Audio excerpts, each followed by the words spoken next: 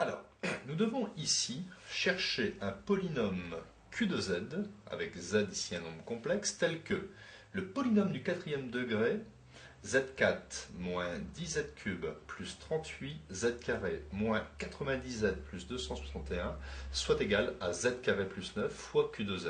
En fait, nous cherchons à factoriser ce polynôme en un produit de deux facteurs. Eh bien, nous pouvons procéder par identification, c'est-à-dire à partir du moment où ici on a un degré 2 et ici un degré 4, ici ça sera forcément un degré 2, az carré plus bz plus c, on développe et on identifie. Mais c'est un petit peu long, nous allons procéder différemment. Nous allons écrire que ce polynôme divisé par ce polynôme doit être égal à q de z. Donc on va rechercher q de z en faisant la division euclidienne de ce polynôme par ce polynôme. Donc, j'ai présenté ici la division. Que faut-il écrire ici fois z carré pour obtenir z4? Eh bien, simplement z carré. Z carré fois z carré, z4. J'écris l'opposé moins z4. Z carré fois plus 9, plus 9 z carré. J'écris l'opposé moins 9 z carré. Je tire un trait, j'additionne z4 moins z4, 0. Ici, il me reste moins 10z³, et j'additionne ici 38 moins 9, il me reste 29z au carré. Et je recommence. Que faut-il écrire ici fois z carré pour obtenir moins 10z³? Eh bien, simplement, moins 10z. Moins 10z fois z carré, ça fait moins 10z³, j'écris l'opposé, plus 10z³. Moins 10z fois 9, moins 90z, j'écris plus 90z. J'additionne, les z³ s'éliminent, il me reste 29z carré plus 90z. Et je dois abaisser moins 90z. Donc ici ça s'élimine. J'abaisse alors à ce moment-là plus 261.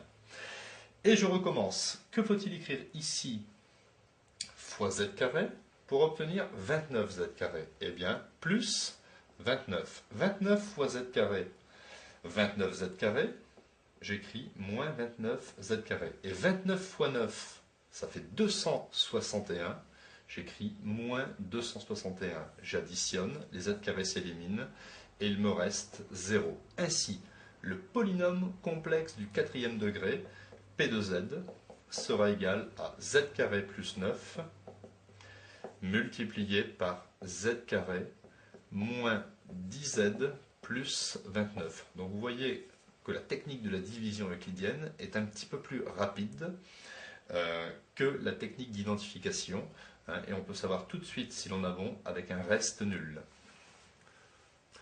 Pour finir, si l'on doit résoudre P de z égale 0, c'est-à-dire z carré plus 9 fois z carré moins 10z plus 29 est égal à 0, on écrira soit le premier facteur est nul, soit le deuxième facteur est nul. Alors z carré plus 9 est égal à 0. Ceci équivaut à z carré est égal à moins 9. Donc ici, nous allons obtenir deux solutions.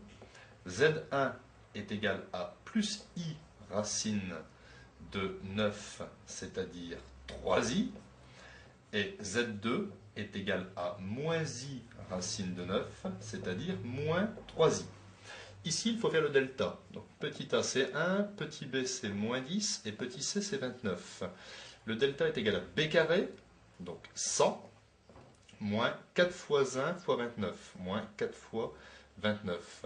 Delta est égal à 100, 4 fois 29 est égal à, donc 29 et 29 ça fait 58, 58 fois 2 ça fait 116. Donc 100 moins 116 est égal à moins 16. Le delta est négatif, donc cette équation admet deux solutions complexes conjuguées. Alors, la première solution, Z1, c'est égal à moins B, c'est-à-dire 10, plus I racine de moins delta, donc 16, sur 2 est égal à 10, plus 4i sur 2, c'est-à-dire 10 sur 2, ça fait 5, 4 sur 2, ça fait 2, donc 5 plus 2i.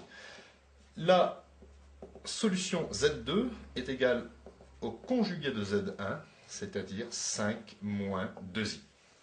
En conclusion, l'équation du quatrième degré P de z égale 0 admet pour solution les quatre complexes 3i moins 3i, 5 plus 2i, et au final 5 moins 2i.